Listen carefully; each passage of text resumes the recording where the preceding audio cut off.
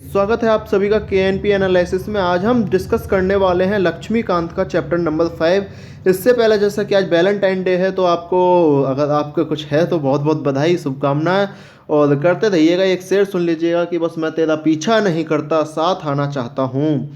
मोहब्बत तो तू भी मुझसे करती है, बस तुझे यही बताना चाहता हूँ। ठीक है, तो ये आज डिस्कस करने वाले हैं। 5वां चैप्टर है, लक्ष्मीकांत का है ये चैप्टर है। पॉलिटी में आज हम डिस्कस कर रहे हैं। ठीक है, और जो आज इसका टॉपिक है यूनियन एंड इट्स टेरिटरी, आज स्पेशली आप मान लीजिएगा आर्टिकल नंबर 1 से हम डिस्कस करने वाले हैं। ठीक है, स्पेशली और article number 1, article number 2, article number 3 और आर्टिकल नंबर 4, हम ये 4 आर्टिकल आज इस चैप्टर में डिस्कस कर लेंगे। आर्टिकल नंबर 5 से सिटीजनशिप शुरू हो जाती है तो उसे हम डिस्कस करेंगे। लगातार सीरीज शुरू चल रही है। अगर आप इस वीडियो को देखो, शेयर जरूर कीजिएगा। ठीक है, जितना आप अच्छा शेयर करेंगे उतनी अच्छी शायद मैं और ज़्यादा मेहनत करके वीडियो बनाऊँ। तो ये आपके ऊपर है कि वीडियो को आपको कितना हिट करना है। ठीक है, बाकी तो आप जितना मोहब्बत दे रहे हो वो काफ़ी है, बस ये मोहब्बत बढ़ाए रखना। आज तो वैलेंटाइन डे है, वैसे भी मोहब्बत ज़्यादा सी बरसा देना, तो मतलब मोहब्बत ही बरसा दो, बाकी क्या ही है। चलो शुरुआत करते हैं यूनियन इट्स टेरिटरी चैप्टर की। लक्ष्मीकांत का चैप्टर है, चैप्टर नंबर 5। स्पेशली मैं आपको बता दूं, अगर आप यूपीएससी स्पेशली या किसी भी लोअर क्लर्क तक की आप तैयारी कर रहे हैं तो ये आपके लिए इंपॉर्टेंट होने वाला है, क्योंकि हम इसमें 2 पॉइंट से करेंगे इसे। पॉइंट नंबर 1 इसे हम करेंगे जो 1 लाइनर क्वेश्चन आते हैं उनके लिए 1 लाइनर क्वेश्चन, और उसके बाद जो हम मल्टीपल चॉइस क्वेश्चन आते हैं उसके लिए करेंगे multiple choice. In the sense मेरा मतलब है कि भाई आपको 2 स्टेटमेंट दे दी, उनमें जो आपको सही छांटना होता है उसके आधार पर हम कर लेंगे। तो इस वीडियो को पूरी देखिएगा, वीडियो को स्किप मत कीजिएगा। उसके बाद डिसाइड कीजिएगा कि चैनल को सब्सक्राइब करना है नहीं करना, वो आपकी इच्छा है। ठीक है, हम बात करते हैं यूनियन ऑफ स्टेट्स की। देखो, जब मैंने लास्ट क्लास में प्रीएम्बल डिस्कस किया था तो सबसे पहले मैंने आपको एक ही चीज बताई थी, we the people of India. आपको बताया था ना, we the people of India. ठीक है, अब एक चीज बताओ, दैट इज भारत है ना, इसमें ये भी था। अब आप एक चीज बताइए मुझे, जहां मैंने लिखा था प्रीएम्बल में जो लिखा हुआ है B the people of India, कहीं अगर आप यूपी से हैं, हरियाणा से हैं, दिल्ली, मध्य प्रदेश, जहां से भी हैं आप, बिहार से, कहीं आपको ये लिखा हुआ मिला है कि भाई be the people of Bihar, we the people of Bihar, कहीं लिखा मिला है आपको? नहीं मिला गया। स्टेट का कोई अलग से प्रीएम्बल नहीं है, स्टेट का कोई अलग से कॉन्स्टिट्यूशन नहीं है। इसका मतलब क्या है कि जो सारे स्टेट हैं उनकी एक यूनियन है, और उस यूनियन का नाम क्या है? भारत। उस यूनियन का नाम क्या है? भारत, यानी कि इंडिया। तो आर्टिकल नंबर 1 में आपको आपके देश का नाम जो दिया गया है, वो अगर पूछे देश का नाम कौन से आर्टिकल में, तो आर्टिकल नंबर 1 क्या नाम दिया गया है? तो भारत नाम दिया गया है, और दूसरा नाम जो है वो इंडिया दिया गया हुआ है। आर्टिकल नंबर 1 में भारत जो है यानी कि इंडिया जो है वो यूनियन ऑफ स्टेट से, आप ध्यान रख लेना, यूनियन ऑफ स्टेट है। ठीक है, ध्यान रख लेना, यूनियन ऑफ स्टेट है। अगर आपसे कोई पूछ ले फेडरेशन ऑफ यूनियन है, फेडरेशन ऑफ स्टेट है, तो आपको उसे क्रॉस कर देना है, आपको बस यूनियन ऑफ स्टेट पे ही टिक करना है। अगर ये ऑप्शन ना हो तो इसका मतलब आप नन ऑफ दीज के साथ चले जाइएगा। ठीक है, नन ऑफ दीज के साथ आप चले जाइएगा। ठीक है, तो ये आप मेरे हिसाब से आपको आर्टिकल नंबर 1 2 चीज से समझ में आ गया होगा। कोई पूछे भाई आर्टिकल नंबर 1, तो सीधे सीधे आर्टिकल नंबर 1 सर ये डिफाइन करता है कि डिस्क्राइब्स इंडिया, यानी कि आर्टिकल नंबर 1 कहता है कि हमारे देश का नाम इंडिया है, जिसका दूसरा नाम भारत है, जो कि यूनियन ऑफ स्टेट्स है। ठीक है, मेरे हिसाब से आर्टिकल नंबर 1 मेरे हिसाब से क्लियर हो गया होगा।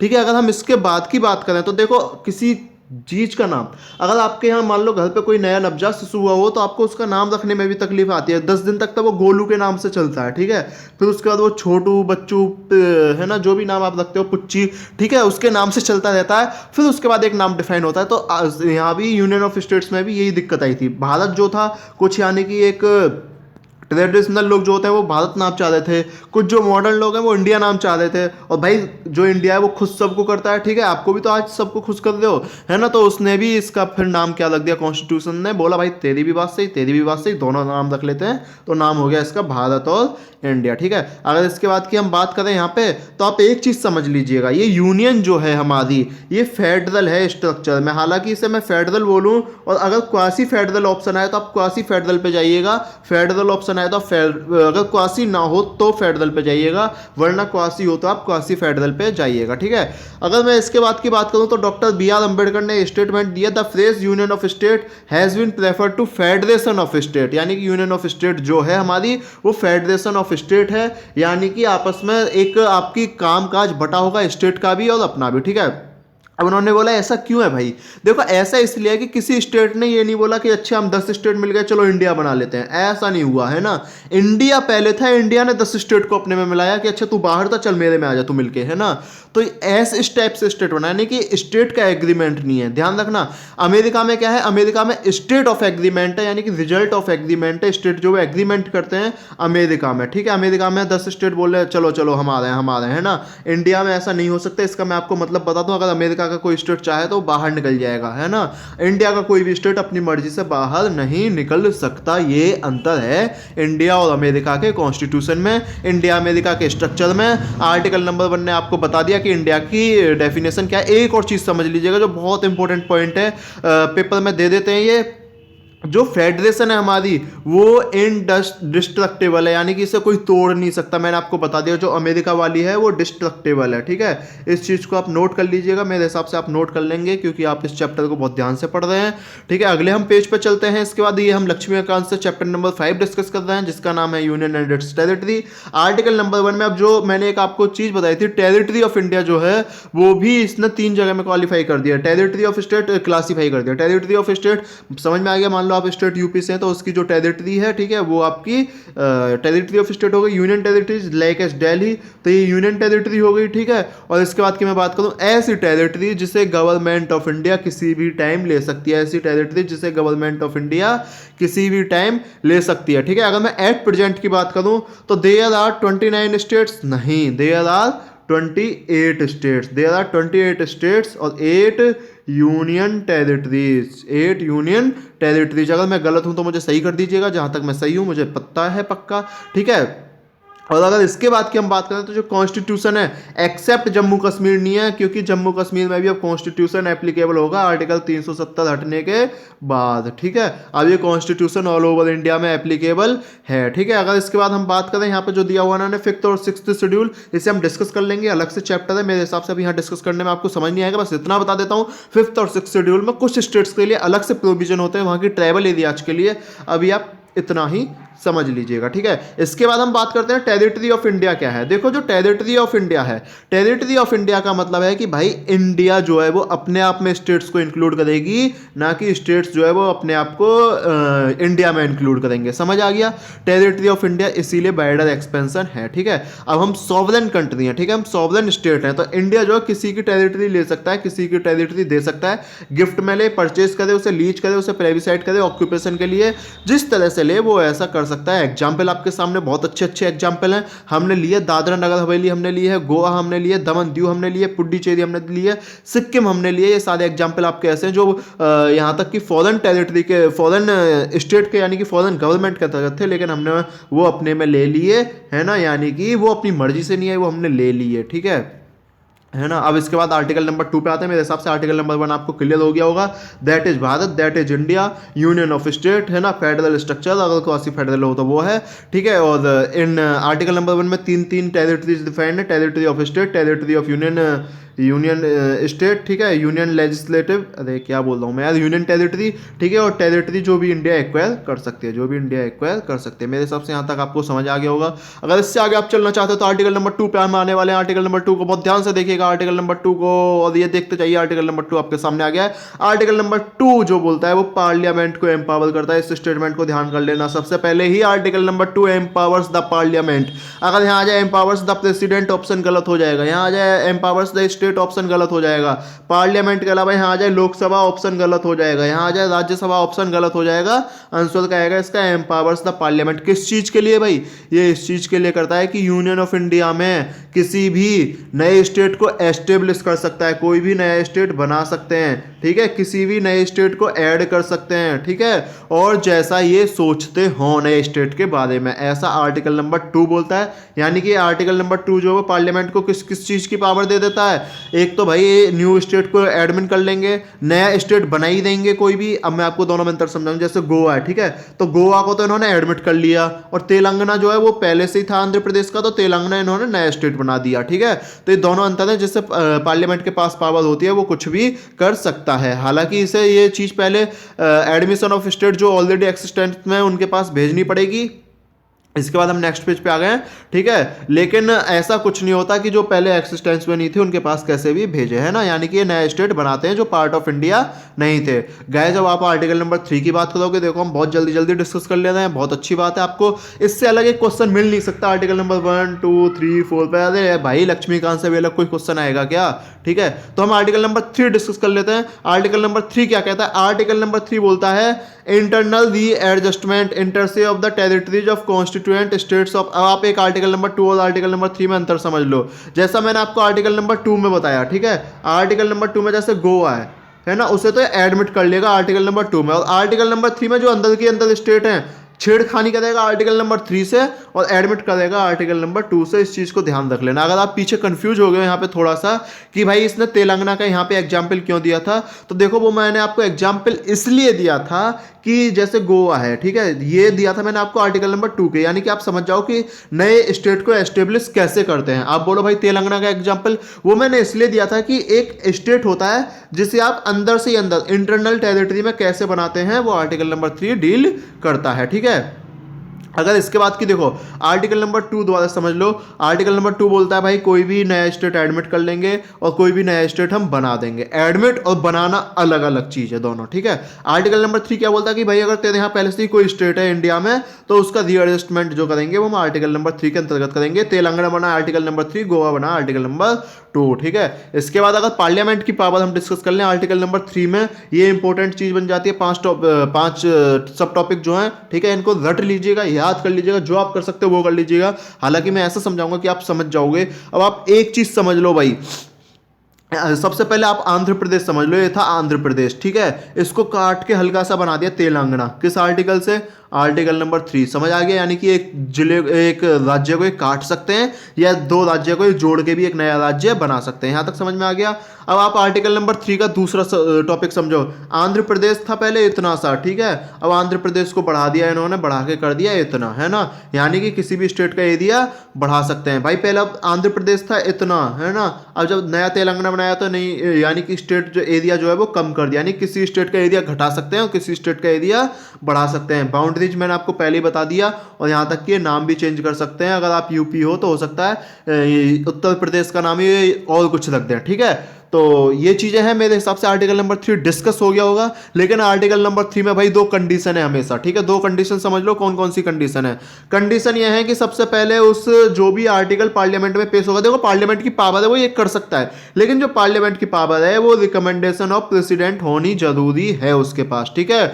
और उसके बाद मैं बता दूं जो प्रेसिडेंट है उसको यही सेम चीज जो लेजिस्लेचर है उसके पास, जो कंसर्न लेजिस्लेचर है स्टेट के, उसके पास भेजना होता है, उसके व्यूज मांगने होते हैं। लेकिन एक और चीज बता दूं, व्यूज मांगने जरूरी है लेकिन मानने जरूरी नहीं है। ये दोनों अंतर आप ध्यान कर लीजिएगा। मेरे हिसाब से आपको आर्टिकल नंबर 3 एक बार मैं अगर आपको समझ दूं आर्टिकल नंबर 3 की, किसी भी स्टेट का एरिया बढ़ा सकते हैं, किसी स्टेट का एरिया घटा सकते हैं, कोई भी नया स्टेट बना सकते हैं, किसी में से तोड़ के किसी में को जोड़ के, ठीक है, और किसी भी स्टेट का नाम चेंज कर सकते हैं। हालांकि जब ये करेंगे तो सबसे पहले इन्हें प्रेसिडेंट की रिकमेंडेशन लेनी पड़ेगी, और जो प्रेसिडेंट है इस बिल को सबसे पहले जिस स्टेट्स का एरिया बढ़ा घटा दें उस स्टेट के पास भेजेगा और उसके व्यूज जानने चाहेगा, और उसके व्यूज जानने चाहेगा, मानने नहीं चाहेगा। अगर उसकी मर्जी हो तो मानेगा, वरना नहीं मानेगा, ठीक है। उसकी अगर मैं बात करूं अगले हम पॉइंट पर चलें तो देखो मैंने जैसा कि बता दिया जो प्रेसिडेंट है वो इसके व्यूज मानने के लिए जरूरी नहीं है कि मतलब एक बाउंड हो, ऐसी कोई चीज नहीं है, ठीक है। और अगर आप यूनियन टेरिटरी की बात करो, ये खाली स्टेट की बात थी, अगर आप किसी यूनियन टेरिटरी की बात करो तो भाई किसी भी आपको लेजिस्लेचर पे कोई भी चीज नहीं भेजनी है, ये प्रेसिडेंट का काम है। जैसे उसे लगे हाँ ठीक है कर दो पास, प्रेसिडेंट ने रिकमेंडेशन दे दी तो पार्लियामेंट इस काम को कर देगा, ठीक है। अगर इसके बाद की मैं बात करूं तो देखो ये जो पार्लियामेंट है मतलब रीड व्यू पॉलिटिकल मैप, ये जो पॉलिटिकल मैप है इंडिया का आपका, वो उसे नया बना सकते हैं जैसा ये चाहते हैं अकॉर्डिंग टू इट्स बिल। अगर आ जाए कौन से मैप आर्टिकल से, तो आर्टिकल नंबर कौन से 3 से, ठीक है। मेरे हिसाब से यहां तक चीजें आपको क्लियर हो गई होंगी। हाँ आप बोलो भाई ये तो कॉन्स्टिट्यूशन में, तो कॉन्स्टिट्यूशन में ऐसा कुछ नहीं लिखा हुआ कि इस स्टेट की एरिया इतना है कि भाई ये 2532 लाख स्क्वायर किलोमीटर से ज्यादा नहीं होगा, कम नहीं होगा, ऐसा कुछ नहीं लिखा हुआ कहीं भी। तो यानी कि हम कुछ भी कर सकते हैं। और इंडिया अगर ये क्वेश्चन आ जाए, इनडिस्ट्रक्टिबल यूनियन, देखो इंडिया इनडिस्ट्रक्टिबल यूनियन है, यानी कि इंडिया का अगर क्षेत्रफल इतना है तो वो इतना ही रहेगा, ना उससे आप ज्यादा कर सकते हैं ना कम कर सकते। लेकिन डिस्ट्रक्टिबल स्टेट, आप आप किसी स्टेट को तोड़ मरोड़ सकते हो। समझ गए इस चीज को? हमने जब आर्टिकल नंबर 1 डिस्कस कर रहे थे तो हमने बोला था इंडिया जो है वो इनडिस्ट्रक्टिबल यूनियन है, इनडिस्ट्रक्टिबल यूनियन है, यानी कि इंडिया जो है वो इतने का इतना ही रहेगा। ठीक है, जब हम आर्टिकल नंबर 3 डिस्कस कर रहे हैं तो हम वहां पे ये चीज बोल रहे हैं कि इंडिस्ट्रक्टिबल यूनियन तो है, यानी कि इस यूनियन को आप तोड़ तो नहीं सकते लेकिन स्टेट को आप तोड़ सकते हो। ठीक है, दोनों समझ में आ गया होगा। ये आ जाता है कहीं, अब मैं बता दूं आपको क्वेश्चन कैसे आता है। वन लाइनर वाले जो इस वीडियो को देख रहे हैं, क्वेश्चन आएगा destructible union of destructible state, गलत हो गया। अगला एक ऑप्शन देंगे वो indestructible union of indestructible state, गलत हो गया। फिर तीसरा ऑप्शन देंगे वो indestructible union of indestructible state या destructible union of destructive state, या इन इसमें रख देंगे और इसे ऐसा रहने देंगे तो ये सही हो जाएगा। ठीक है, तो इस चीज को आप ध्यान कर लेना। बाकी मेरे हिसाब से कुछ ऐसा नहीं है। अब जो हम आर्टिकल नंबर 4 पे आ जाते हैं, अब आर्टिकल नंबर 4 डिस्कस करते हैं। एक बार मैं आपको लास्ट में समरी जरूर बताऊंगा, उस समरी को जरूर देखिएगा। ठीक है, पूरी वीडियो को वो समरी होगी 1-2 मिनट की। अगर इसके बाद मैं आर्टिकल नंबर 4 की बात करूं तो आर्टिकल नंबर 4 बताता है कि भाई ये जो आर्टिकल नंबर 2 में, आर्टिकल नंबर 2 में, आर्टिकल नंबर 3 में, आर्टिकल नंबर 2 में जो भी नए स्टेट ऐड करे हैं या नए स्टेट बनाए हैं, नए स्टेट का मतलब जो नए स्टेट बनाए जो पहले किसी से काट तोड़ के मरोड़ के नहीं बनाए, या कोई स्टेट नया बनाया तोड़ मरोड़ के बनाया है, तो वो आर्टिकल नंबर 368 के अंतर्गत नहीं आएंगे। गाइस मैं बता दूं 368 में क्या होता है। आर्टिकल नंबर 368 में जो होता है वो कॉन्स्टिट्यूशन का अमेंडमेंट होता है। अब आपको मैंने बता दी कॉन्स्टिट्यूशन में तो स्टेट की कोई बात है ही नहीं, है ना, तो कॉन्स्टिट्यूशन को अमेंड क्यों करना, है ना। एक मिनट गाइस रुकिएगा। हाँ जी, तो ये सारी चीज़ हम डिस्कस कर चुके थे। आर्टिकल नंबर 4 पे आने वाले थे। आर्टिकल नंबर 4 जैसा मैंने आपको बताया, आर्टिकल नंबर 368 के अंतर्गत ये कॉन्स्टिट्यूशनल अमेंडमेंट एक्ट नहीं माना जाएगा। ठीक है, यानी कि ये जो लॉ है ये सिंपल मेजोरिटी, सिंपल मेजोरिटी का मतलब है 50-50 से ये लॉ पास कर दिया जाएगा। स्पेशल मेजोरिटी होती है आपकी प्रेजेंट एंड वोटिंग 2/3 मेंबर। ठीक है, ये आपकी होती है स्पेशल मेजोरिटी, यानी कि अभी आप सिंपल मेजोरिटी समझ लो, ये सारी मेजोरिटी हम डिस्कस कर लेंगे। तो यहाँ तक अब आप ये पूछ लोगे कि भाई जो आर्टिकल 3 है, ये जो क्वेश्चन दिया है इन्होंने, does the power of parliament to diminish the area of state include also power to cede India territory to a foreign state. क्या जो आर्टिकल 3 से अपनी पार्लियामेंट इंडियन स्टेट को किसी और फॉरेन टेरिटरी को दे सकती है? तो गाइज मैं बता दूं बिल्कुल सही बात है और दे सकती है। ठीक है, अगर हम इसकी बात करें तो बेरूवादी केस यानी कि बांग्लादेश यूनियन केस में यही हुआ था। ठीक है, उसमें क्या हुआ था, जब ऐसा हुआ था वेस्ट बंगाल में, तो अपने बांग्लादेश से फिर लास्ट में डील हुई, और बांग्लादेश से लास्ट में डील होने का मतलब ये हुआ कि हम अपनी कोई भी टेरिटरी किसी फॉरेन कंट्री को दे सकते हैं और किसी से फॉरेन कंट्री से टेरिटरी ले सकते हैं। ठीक है, और सुप्रीम कोर्ट ने भी इस पे मोहर लगा दी है। ठीक है, अगर अब इसके बाद की बात करें, और ये प्रोटोकॉल पास भी हुआ 2015 में। ऐसा हुआ कि हमने बेरूवादी जगह है वहाँ पे अपने 51 एनक्लेव्स प्लस 11 एनक्लेव्स, यानी कि 51 एनक्लेव्स जो हैं वो बांग्लादेश ने इंडिया को ट्रांसफर किए थे। ठीक है, बांग्लादेश ने 51 एनक्लेव्स इसको ट्रांसफर किए, किसको, इंडिया को। ठीक है, इसके बाद की अगर हम बात करें तो इंडिया बांग्लादेश की बात करें तो इंडिया बांग्लादेश इशू दिया हुआ है, जो आपके लिए अगर मैं आप समझाना चाहूँ तो सबसे लॉन्गेस्ट बॉर्डर जो है वो इंडिया बांग्लादेश का ही है, इस इंडिया से जो टच है। ठीक है, इंडिया ईस्ट पाकिस्तान की लैंड बाउंड्री थी, जो रेड क्लिफ अवार्ड, ये समझ लीजिए रेड क्लिफ अवार्ड जो 1947 से इंडिया ईस्ट पाकिस्तान की बाउंड्री डिसाइड हुई थी। इंडिया ईस्ट पाकिस्तान की बाउंड्री जो है वो रेड क्लिफ अवार्ड से डिसाइड हुई थी। अगर मैं इसके बाद की बात करूं तो फिर एक बेरूवादी यूनियन जो हुआ उसमें क्या हुआ कि हमने थोड़ा सा अपनी ज़मीन इससे दे दी, वहाँ से ज़मीन, अब आप इसे ऐसे समझ लो भाई कि आपके एक खेत यहाँ पे, एक खेत यहाँ पे, और बीच में ये किसी और का खेत आ रहा है। ठीक है, और वो इन दोनों के बराबर है, तो आपने बोला ये वाला खेत तो हमें दे दे क्योंकि हम यहाँ पे रहते हैं, और ये वाले दोनों तू रख ले। ठीक है, तो ये हुआ था बेरूवादी केस में। अगर मैं इसके बाद की बात करूँ तो फिर 16 मई 1974 को ये एग्रीमेंट हुआ, और एग्रीमेंट जो वो एक साइन हो गया, और 6 सितंबर 2011 को ये लैंड इंटीग्रल जो पार्ट है लैंड बाउंड्री एग्रीमेंट का, ये पास हो गया, जो प्रोटोकॉल सपोर्ट हो गया। असम, मेघालय, त्रिपुरा, वेस्ट बंगाल की इसमें भी जगह गई थी जो कंसर्न स्टेट थे। ठीक है, अगर मैं आपसे बात करूं नेक्स्ट पॉइंट पे, जहां तक समझ आ गया होगा बेरूवादी केस आपके लिए ज्यादा इंपॉर्टेंट होता नहीं है, बस वन लाइनर क्वेश्चन कभी कभी आ जाता है। बेरूवादी यूनियन केस किसके लिए था, कौन से आर्टिकल नंबर से हुआ था, आर्टिकल नंबर 3। ठीक है, एप्लीकेबल है यानी लीगल है, सुप्रीम कोर्ट ने लीगल किया, बिल्कुल लीगल किया है, और इससे ज्यादा सबसे लार्जेस्ट बाउंड्री जो इंडिया की बांग्लादेश के साथ है। इससे ज्यादा आप बता दो, कहीं ये क्वेश्चन नहीं आता कि कितनी टेरिटरी ली, और अगर आता है तो आप ध्यान कर लीजिएगा। ठीक है, इसके बाद हम बात करें इंटीग्रेशन ऑफ प्रिंसली स्टेट। अगर आपको ध्यान हो, जब इंडिपेंडेंस हुई थी तो उस समय हमारे प्रिंसली स्टेट थे कुछ। ठीक है, अब उन प्रिंसली स्टेट को जैसा कि मैंने आपको बताया इंडिया के अंतर्गत लाना ही नहीं था, क्योंकि इंडिया यूनियन ऑफ स्टेट्स है, ठीक है, उनकी मर्जी नहीं थी। अगर वो मर्जी से आएंगे बहुत अच्छी बात है, राजी राजी वरना गैर राजी, ठीक है। इसके बाद की अगर हम बात करें तो ये यूनियन स्टेट जो है वो part A, part B, part C और पार्ट डी में बांटे गए। पार्ट ए में 9 स्टेट थे, ठीक है, और पार्ट बी में 9 थे, प्रिंसली स्टेट थे जो इनके पास लेजिस्लेचर थी, और पार्ट सी में जो स्टेट थे वो चीफ कमिश्नर के प्रोविंस स्टेट थे, और पार्ट जो डी में था उसमें अंडमान निकोबार जैसे आइसलैंड रखे गए, ठीक है। ये इसके part A, part B, part C की लिस्ट है, मेरे हिसाब से कोई इंपॉर्टेंट होती नहीं है, लेकिन अगर आप एक इसका स्क्रीनशॉट लेना चाहें तो वो ले सकते हैं, एक बार इससे आप देख लीजिएगा। बता दूं, पार्ट ए में असम, बिहार, बॉम्बे, मध्य प्रदेश, बी में हैदराबाद, जम्मू कश्मीर, मध्य भारत, मैसूर, सी में अजमेर, भोपाल, बिलासपुर, कूच बिहार, और डी में अंडमान निकोबार, ठीक है। डी जरूर याद रख लीजिएगा, हो सकता है डी में एक आध क्वेश्चन पूछ लिया जाए, इंपॉर्टेंट बन जाता है, ठीक है। और अगर आप किसी स्टेट की तैयारी कर रहे हैं तो वो चीज़ ध्यान रख लीजिएगा। डी के बाकी ये डी में अंडमान निकोबार दिया, बाकी ये सब ए बी सी के आपको दे रखे हैं, देख लीजिएगा एक बार, ठीक है। इसके बाद एक इंपॉर्टेंट कमीशन आता है धार कमीशन और जेबीपी कमेटी। इंपॉर्टेंट है, वन लाइनर क्वेश्चन ही बनेगा इस पे आपका, हमेशा वन लाइनर क्वेश्चन बनेगा, 2 लाइनर या 3 लाइनर कोई क्वेश्चन बनता नहीं है इस चीज पे, ठीक है। तो इस चीज को आराम से ध्यान से देख लीजिएगा। अगर मैं आपको बताऊं, जब इंटीग्रेशन हो गया प्रिंसली स्टेट का तो एक डिमांड उठी थी कि भाई जो हमारा स्टेट है वो लैंग्वेज के आधार पर अलग अलग बना दो।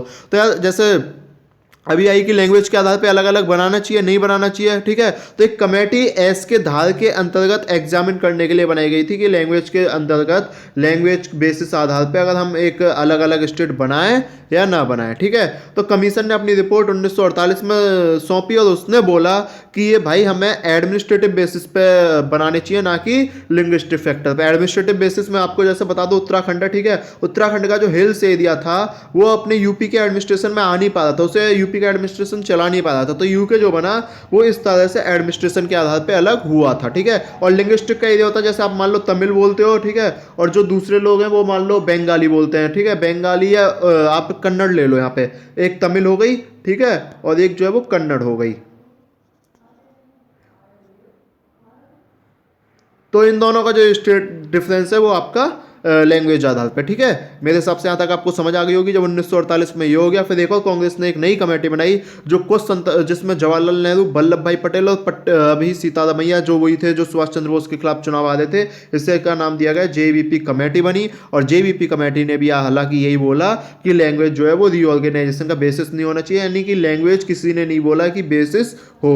धार कमेटी, जेवीपी कमेटी, 2 कमेटी आई थी, दोनों समझ गए हो गए। अगर आप बोलो कि फर्स्ट लिंग्विस्टिक स्टेट कौन सा आया, तो फर्स्ट लिंग्विस्टिक स्टेट आया आंध्र स्टेट, जो तेलुगु स्पीकिंग एरिया से अलग किया गया मद्रास स्टेट से, ठीक है। मेरे हिसाब से फर्स्ट स्टेट आपसे कोई पूछे तो वो आंध्र स्टेट है। यहां तक चीजें क्लियर हो गई होंगी। हम इसके बाद की बात करें, फिर एक नेक्स्ट कमीशन बना था फैजल अली कमीशन, ठीक है।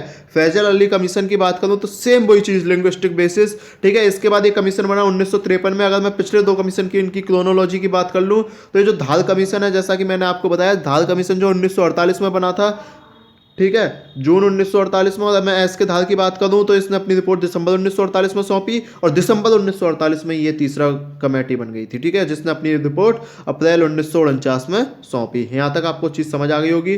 फिर अगर मैं फैजल अली कमीशन की बात करूं तो ये 1953 में बना, सेम वही चीज़ था, ठीक है। चेयरमैन जो थे 3 मेंबर कमेटी थी, अदर 2 मेंबर KM पानीकर और HN कुंजलू थे, है ना। ये ध्यान रख लीजिएगा, ये 2 लाइनर या 3 लाइनर का आपका क्वेश्चन बन सकता है, इस चीज़ को ध्यान रख लीजिएगा। इसके बाद इन्होंने बोला कि भाई जो रीऑर्गेनाइजेशन ऑफ स्टेट है वो किस किस आधार पे हो सकता है। वो जो काम होता है यूनिटी सिक्योरिटी ऑफ इंडिया होना चाहिए, लिंग्विस्टिक कल्चरल होमोजेनिटी होना चाहिए, फाइनेंशियल इकोनॉमिक एडमिनिस्ट्रेटिव कंसिडरेशन होना चाहिए, और प्लानिंग प्रमोशन होनी चाहिए वेलफेयर की, इनकी रिकमेंडेशन थी, ठीक है। इसके बाद की अगर हम बात करें तो स्टेट ऑर्गेनाइजेशन एक्ट बना, 7th कॉन्स्टिट्यूशनल अमेंडमेंट एक्ट बना, जिसने फिर 2 लिस्ट बना दी, पार्ट ए और पार्ट बी, ठीक है। अगर इसके बाद की मैं बात करूं तो फिर as a territory of India 1956 के आधार पर दी गई हुई है, जो आपके लिए बिल्कुल भी इंपॉर्टेंट नहीं है। नेक्स्ट पेज पे चलते हैं हम। नेक्स्ट पेज की अगर मैं बात करूं तो 1956 स्टेट रीऑर्गेनाइजेशन एक्ट से ही आपका नया स्टेट बना था केरला, ठीक है। और अगर इसके बाद की मैं बात करूं केरला के स्टेट की बात करूं तो एक कौन कौन से बने थे, इसका अगर मैं आपको एक 1956 में बता देता हूं कौन कौन से बने। एक तो केरला बन गया, ठीक है। और अगर मैं इसके आगे की बात करूं तो फिर एक आंध्र प्रदेश आपको पता ही है बन गया था, ठीक है। और अगर मैं इसके बात करूँ तो फिर मध्य प्रदेश बना। ऐसे ही फिर अगर मैं इसके बाद की बात करूँ तो बॉम्बे स्टेट बना के एक मतलब महाराष्ट्र बन गया, पंजाब बन गया, ठीक है। इसके बाद की बात करूँ मैं राजस्थान बन गया, ठीक है। लक्षद्वीप भी यहीं पे बना था, मिनिकोबार, अमनेदीव, आइसलैंड भी मद्रास स्टेट से अलग कर लिए गए थे। अगर न्यू स्टेट और टेरिटरीज की बात करूँ कौन कौन से बने 1956 के बाद, तो ये इंपॉर्टेंट है, इसे याद कर लीजिएगा इस लिस्ट को। देखो महाराष्ट्र, अब हम चलते हैं 1956 के बाद 1960 से, ठीक है। पहले जो बॉम्बे था वो दो स्टेट में डिवाइड हुआ। बॉम्बे किस किस में डिवाइड हुआ, महाराष्ट्र और गुजरात, ठीक है। गुजरात जो था फिर 15 स्टेट बना। 1956 में कितने थे, 14, और अब गुजरात हो गया 15वां, महाराष्ट्र हो गया 16वां। यहाँ तक समझ आया कि नहीं आया। महाराष्ट्र तो फिर है ना बॉम्बे स्पीकिंग था वो अलग हो गया, तो गुजरात जो था वो 15वां था, ठीक है। वो तो था ही, एक तो था ही ना पहले से ही। अब दादरा और नगर हवेली जो है वो पोर्तुगीज रूरल एडमिनिस्ट्रेटिव थी। अब ये जो नई यूनियन टेरिटरी बनी 10th कॉन्स्टिट्यूशनल अमेंडमेंट एक्ट 1961 से, ठीक है। अगर मैं इसके बाद की बात करूँ, गोवा दमन दीव, आपको सबको पता होगा गोवा दमन दीव जो है वो 1961 में हमने छीन लिया था, और 1961 में छीनने के बाद ये 12th कॉन्स्टिट्यूशनल अमेंडमेंट एक्ट से जोड़ा गया, ठीक है। और ये जो है एक सेपरेट यूनियन टेरिटरी बनाई गई। सेम एज पुडुचेरी के केस में 1964 में एक्वायर टेरिटरी जो है वो 1962 में बनी थी ये, और 1964 में इंडिया को ये हैंड ओवर कर दी गई थी। नागालैंड की बात करूं तो 1963 में बना था, ठीक है। नागा हिल्स और असम से टूट के बना था। नागालैंड जो बना था वो असम से टूट के बना था, ठीक है। अगर मैं इसके बाद की बात करूं हरियाणा, चंडीगढ़, हिमाचल प्रदेश, तो आप ध्यान रखिएगा जो पंजाब है, पंजाब से ही आपका हरियाणा बना, ठीक है। चंडीगढ़ उसकी यूनियन टेरिटरी बन गई, चंडीगढ़ से पंजाब से यूनियन टेरिटरी बन गई, ठीक है। और दोनों की राजधानी भी है चंडीगढ़, है ना। इसमें लैंग्वेज स्पीकिंग के भी आधार पे ये बना था। इसके बाद मणिपुर, त्रिपुरा, मेघालय की बात करूँ 1972 में। नॉर्थ ईस्ट इंडिया जो वो एक स्पेशली पर्पज से गया था, स्पेशली चेंज गया था, ठीक है। तो जो मणिपुर और त्रिपुरा थी, सब स्टेट थे वो मेघालय के, उन्हें स्टेटहुड मिल गई मणिपुर और त्रिपुरा को मेघालय से अलग निकल के, ठीक है। इसके बाद की मैं बात करूँ तो सिक्किम जो है 1947 तक भूटान के राजा के पास था, जिसका नाम था सोग्याल। ये इंपॉर्टेंट क्वेश्चन है, 1 लाइनर में ये आ जाता है, इसका चीज को ध्यान रखिएगा आप, ठीक है। इसके बाद की अगर मैं बात करूं तो 1974 में जो सिक्किम है वो भाई अब बोला कि मैं तो इंडिया के साथ आना हूं, तो फिर सिक्किम जो है वो इंडिया के साथ आ गया। और इसके बाद ये मेघालय से अलग होकर वो सिक्किम जो है वो एक नया स्टेट बन गया, ठीक है। यहाँ की अगर मैं बात करूँ आपसे, इसके बाद फिर ये एक नए स्टेटहुड में आया था। सबसे पहले इसने जो स्टेटस ली थी वो एसोसिएट स्टेटस ली थी। ध्यान रखना, कोई पूछ ले एसोसिएट स्टेटस किसको मिली थी, भैया सिक्किम को मिली थी। इस चीज़ को आप ध्यान रख लेना। 36 अगर सिक्किम कौन से कॉन्स्टिट्यूशनल अमेंडमेंट एक्ट में पूरे स्टेट बना, फुल फ्लेज स्टेट, तो वो 36 कॉन्स्टिट्यूशनल अमेंडमेंट एक्ट से बना था, ठीक है। अगर मैं इसके बाद की बात करूँ तो ये जो अमेंडमेंट है ये फर्स्ट और फोर्थ शेड्यूल कॉन्स्टिट्यूशन अभी हम डिस्कस कर लेंगे, उससे आपके लिए इंपॉर्टेंट नहीं है अभी ये, है ना। इसके बाद मिजोरम, अरुणाचल प्रदेश, गोवा की हिस्ट्री देख लो। ये जो मिजोरम, अरुणाचल प्रदेश, गोवा ये 30, 24, 25 अलग आए थे, है ना। और इसके बाद अगर मैं बात करूँ तो यूनियन टेरिटरी थी मिजोरम पहले, वो फुल फ्लैज स्टेट बन गई थी। ये इस चीज़ को आप ध्यान कर लीजिएगा, ठीक है। इसके बाद की अगर मैं बात करूँ छत्तीसगढ़, उत्तराखंड और झारखंड की बात करूं तो आपको पता है छत्तीसगढ़, उत्तराखंड और झारखंड जो है, छत्तीसगढ़ मध्य प्रदेश में से, उत्तराखंड यूपी में से, और झारखंड जो है वो बिहार में से अलग होके के बने थे, ठीक है। इसके बाद अगर तेलंगाना की बात करूं तो तेलंगाना सबसे लास्ट जो स्टेट बना है। और अगर ये किससे बना है, आंध्र प्रदेश से। नहीं, तेलंगाना लास्ट नहीं, अभी मैं बताऊंगा आपको लास्ट कौन सा है। जो लास्ट है गैस वो है जम्मू। लास्ट कौन सा है, जम्मू, ठीक है। जम्मू और लद्दाख एक यूनियन टेरिटरी बनी है ना, जम्मू स्टेट बन गया है, लद्दाख जो यूनियन टेरिटरी बन गया है। तो लास्ट में अब आप तेलंगाना टिक मत करना, इस चीज़ को आप ध्यान कर लेना, ठीक है। यहाँ तक मेरे हिसाब से ये चीज़ें क्लियर हो गई होंगी। अब इसके बाद अगर हम नेक्स्ट बात करते हैं चेंज ऑफ नेम्स, ये मेरे हिसाब से कभी आता नहीं है कि किसका नाम क्या था पहले, है ना। और ये 2016 तक का है, ये भी हमारे लिए इंपॉर्टेंट नहीं है। ये स्टेट आप देख लीजिएगा आज कौन कौन से हैं। आर्टिकल नंबर एक बार मैंने बोला था जैसे कि भाई हम इसे डिस्कस कर लेंगे। तो आर्टिकल नंबर 1 बोलता है कि जो भाई अपने देश का नाम है वो क्या तो भारत है या फिर इंडिया है, ठीक है। और इंडिया है, टेरिटरी ऑफ यूनियन है, यूनियन ऑफ स्टेट है ना। अगर आर्टिकल नंबर 2 पे मैं चलूँ तो आर्टिकल नंबर 2 बोलता है कि भाई हम इसमें नए स्टेट जो है ना नए एडमिशन कर सकते हैं, नए स्टेट हम बना सकते हैं। अच्छा, आर्टिकल नंबर 2A से सिक्किम आया था, जिसे मैंने आपको पहले बताया था एसोसिएट स्टेट जो था वो कौन था, सिक्किम था, जिसे हमने आर्टिकल नंबर 2A, हालांकि आर्टिकल 2A अब हट गया है, कुछ नहीं है। तो आर्टिकल नंबर 3 की अगर मैं बात करूँ तो आप किसी भी स्टेट की जो पहले से है उसकी बाउंड्री चेंज कर सकते हो, ठीक है, उसका नाम चेंज कर सकते हो, सब आर्टिकल नंबर 3 में आता है। और आर्टिकल नंबर 4 में बात करूँ तो ये बोलता है आर्टिकल नंबर 2, 3 में जो आपने चेंज किए हैं वो कॉन्स्टिट्यूशनल अमेंडमेंट एम्प्लॉयमेंट एक्ट में आपके नहीं माने जाएंगे। ठीक है, ये आर्टिकल नंबर 4 बोल देता है। मेरे हिसाब से यहाँ तक आपका ये चैप्टर क्लियर हो चुका है। गैस अब ये आपकी जिम्मेदारी है कि अगर आपने अभी तक KNP एनालिसिस को सब्सक्राइब नहीं किया है तो KNP एनालिसिस को सब्सक्राइब कर दीजिएगा। गैस ये वीडियो आप जितनी ज़्यादा से ज़्यादा शेयर करेंगे उतनी ज़्यादा से ज़्यादा मैं एक्सप्लेन कर पाऊंगा, DD बासु वगैरह से पढ़ा पाऊंगा। क्योंकि यार देखो मुझे भी पता है भी व्यूज कमा रहा है, मैं सही बता रहा हूँ आपको दिल से, व्यूज कमा रहा है, इसलिए मैं भी मतलब ज़्यादा मेहनत नहीं कर रहा है ना। तो ये चीज़ें आपके ऊपर है, आप जितने ज़्यादा व्यूज उतनी ज़्यादा मेरी मेहनत, उतने ज़्यादा अच्छे से क्लियर, उतने ज़्यादा हम क्वेश्चन डिस्कस कर लेंगे। तो मिलते हैं नेक्स्ट वीडियो में। अगर आपने अभी तक सब्सक्राइब नहीं किया तो लास्ट में सब्सक्राइब करते हुए जाना। हम नेक्स्ट वीडियो में मिलेंगे। नेक्स्ट वीडियो में नेक्स्ट चैप्टर जो है इसका, नेक्स्ट चैप्टर जो हम सिटीजनशिप डिस्कस करने वाले हैं। ठीक है, तो सबको बता दीजिएगा सिटीजनशिप डिस्कस होने वाला है। तो tata bye bye, good night, Valentine day पे अब क्या ही बोलूँ, बस ये मोहब्बत बरसा देना आप, है ना, जिस तरह से आप सब पे बरसा दो भाई। ठीक है, तो बहुत बहुत धन्यवाद।